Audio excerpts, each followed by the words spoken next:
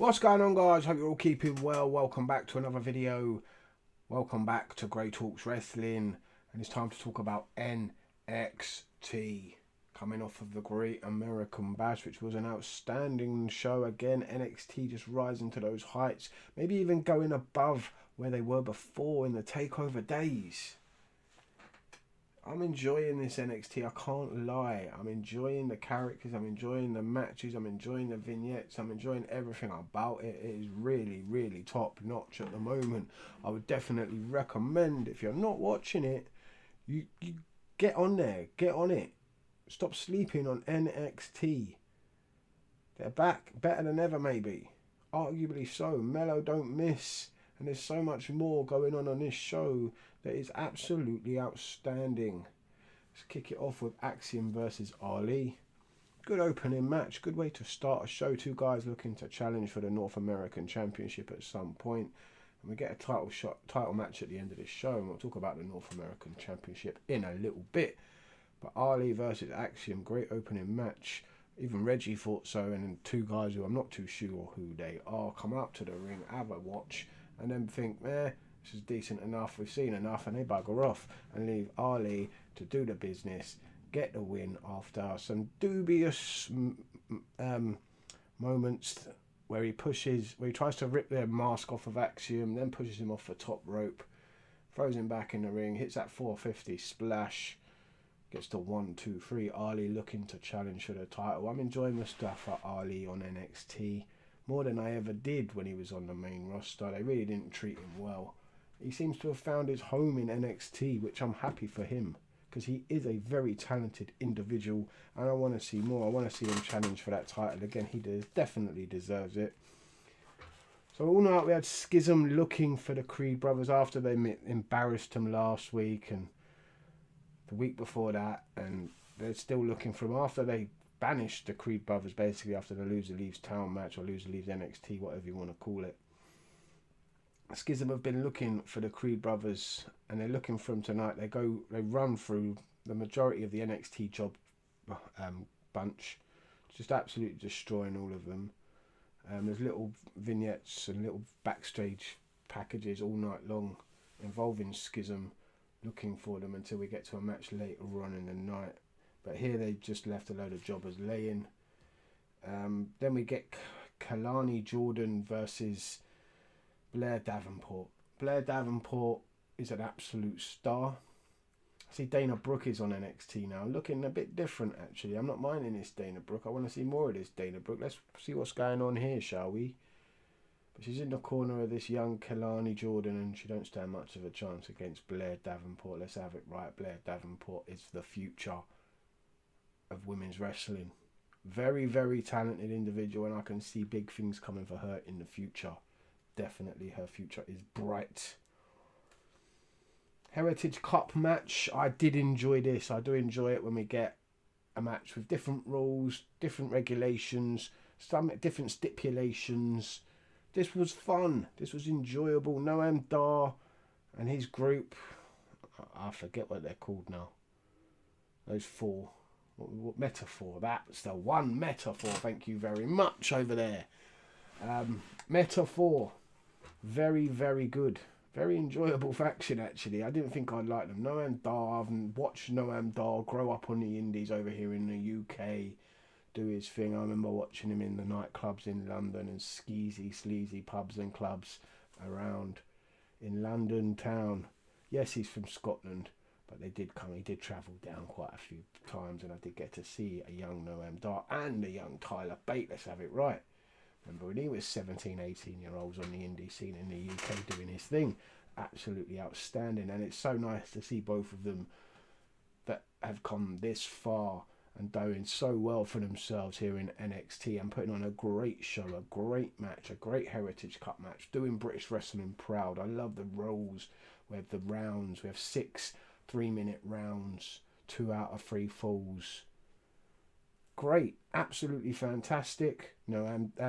Tyler Bate picks up the first fall in the second round with a Tyler driver. Noam Dar scores a win after barely surviving the third round. In the fourth round with a leg lock, gets the a point to even the tie. And then heading into the 5th round, it's Tyler Bates somehow getting the roll up and winning Noam Dar's Heritage Cup trophy. It's not actually the legit Heritage Cup trophy. Let's have that right. It's Nathan Fraser who's the Heritage Cup champion. And later on we see a backstage little bit with Noam Dar, Tyler Bate, the whole metaphor. And here comes Nathan Fraser with the actual Heritage Cup. Noam Dar begs Tyler Bate, please, just let me have my cup back. It's mine. I really, really need it. It's like, he needs it real bad. Mentally, he's just not doing well without it. We knew that already.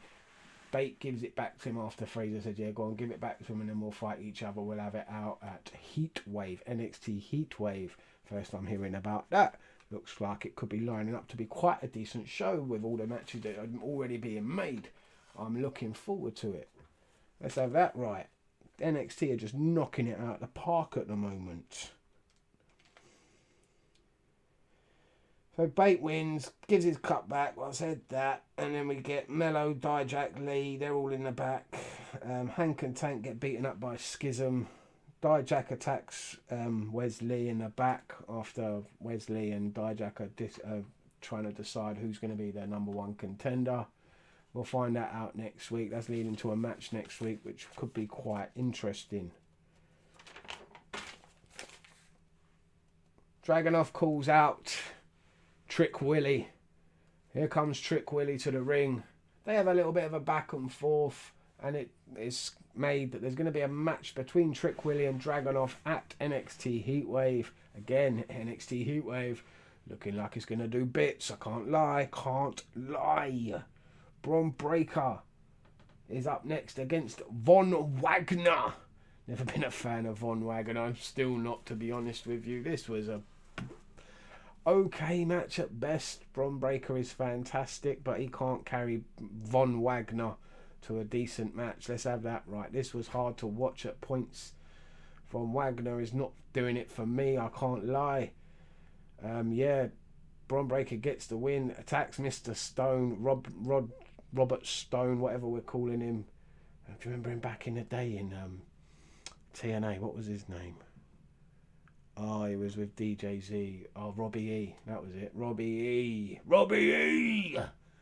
Remember them days? Robbie E. How far he's come. He's a manager now. Mr. Stone, he's all right. I don't mind him, but I just don't like Von Wagner. Anyway, Mr. Stone gets pulled in the ring after the match, after Braun Breaker wins with a spear. Looks like he's going to try and take out Stone, but Von Wagner interferes, throws Braun Breaker outside the ring, power bombs him through a table. The most entertaining thing was Vic Joseph's sweets just bursting into the air. That was fantastic, like we were in Charlie and the Chocolate Factory or some shit. Do you know what I mean? Just sweets falling from the sky. It was amazing. Another tag match, Briggs and Jensen versus Drew Gulak and Charlie Dempsey. I was impressed with Charlie Dempsey. Kind of looks like a young Daniel Bryan. A little bit, reminds me of a little bit of a young DB right there. Or a young Bryan Danielson, whatever we're calling him now. I don't care. Absolute legend. But yeah, it kind of looks like him. Charlie Dempsey, hints of him remind me of him. His hair reminds me of Kenny Omega a little bit. Kind of like a love child of Danielson and Omega maybe. But anyway, I digress. This was a decent tag match. Gulak and Dempsey looking good. Briggs and Jensen are alright. I don't mind them, but they don't seem like they're going anywhere. Very bland, very boring kind of tag team in my opinion. I'm looking to see more from this whole thing with Gulak and who he's training up. Damon Kemp gets involved in the match, costs the match for Briggs and Jensen, gives to Gulak and Charlie Dempsey the win. I'd like to see more of Charlie Dempsey, more of Drew Gulak, because I know Drew Gulak. I've watched Drew Gulak so many times over the years, and he is phenomenal, no doubt about it. He definitely deserves more than what he's getting, and I'm enjoying what they're doing with him as he's training up these youngsters, making them violent, making them good wrestlers. I want to see more of that, please. Give me more of Drew Gulak, Charlie Dempsey. They could definitely be someone who's looking at competing for those tag team titles in the near future. So it's Ivy Nile versus... Well, before we have Ivy Nile and all of that, we have Tony D stacks him backstage, and they get confronted by Schism, and after Schism had beaten the shit out of everyone else they've confronted and asked about where the fuck are the Creed brothers. Nobody knows. The people that are usually in the know are these Italian geezers. They're in the know, do you know what I'm saying? So of course they'd go to them and ask them, where have you seen them? And they're like, we know nothing. They know a few things, but they know nothing about where the hell the Creed brothers are. When we go to a match in the ring, and the one person you knew who might know where the Creed brothers are, their stable partner, their former stable partner, wherever she is, Ivy Nile. She's in a one-on-one match here against, what was her name, Kiana James. This was decent, okay. At times, a few missed manoeuvres, I will say that. There was a kick that was like a mile away and like the girl sold it, which was ridiculous. But other than that, this was okay women's match. And of course, like I predicted, who else are they going to go and ask? Of course they're going to go ask Ivy now where the hell the Creed brothers are. They all come to the ring, all surround the ring. I'm thinking maybe the Creed brothers are two of the guys in the yellow masks. Maybe they're going to do that shtick there that they've done before. No, they all get in the ring after the match. After they cost Ivy Nile the match, they all get in the ring, gang up on Ivy Nile. It looks like they're going to beat the shit out of her, and out come Tony D and Channing Stacks Lorenzo to save the day with the crowbars again. Like they stopped them earlier in the back. They come out and, chase off all the bad guys and save Ivy Nile. Where are the Creed brothers, man? What's going on with them? They're laughing backstage somewhere or laughing somewhere else. Well, their partner, their stable member, the female of the group, is getting ganged up on. Come on, man. You're having to have Tony D and Channing Stack Lorenzo make the save. That doesn't sit right with me. I don't know about you, ladies and gentlemen. Let me know what you think down below. Anyway, we have a few backstage segments with Trick and Damon Kemp and all of them lot in the parking lot. I don't know what's going on. That was a bit confusing there. But then we go to the main event, really, which we've all been waiting for, which is Dominic Mysterio, Dirty Dom Dom, with Mummy Rhea Ripley defending the North American Championship against Dragon Lee with the legend that is the 619, Rey Mysterio, in his corner. Boyaka, you know what I'm saying? This was decent. This was a good match. I did enjoy it. Everything about it. Got to say, Rhea Ripley again, phenomenal. Dirty Dom, absolutely brilliant. How far he's come from what he was is phenomenal. He's now the North American champion and he's carrying NXT as well. Can you believe it? Can you believe Dirty Dom Dom is where he is now? From where he was to where he is now. It's phenomenal growth. Absolutely brilliant to watch. One of the best in the business at the moment. Let's have it right. Dominic Mysterio is absolutely killing it. Absolutely killing it. And I'm loving watching every minute of it. I'm enjoying him now. Enjoying seeing him on my screen. I smile when I see him and Mummy come on my screen.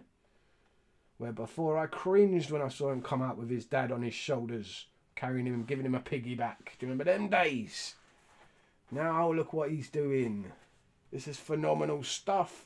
Good match with Dragon Lee. Rhea Ripley, of course, gets involved. Costs Dragon Lee the match. Dirty Dom Dom hits the Michinoku driver.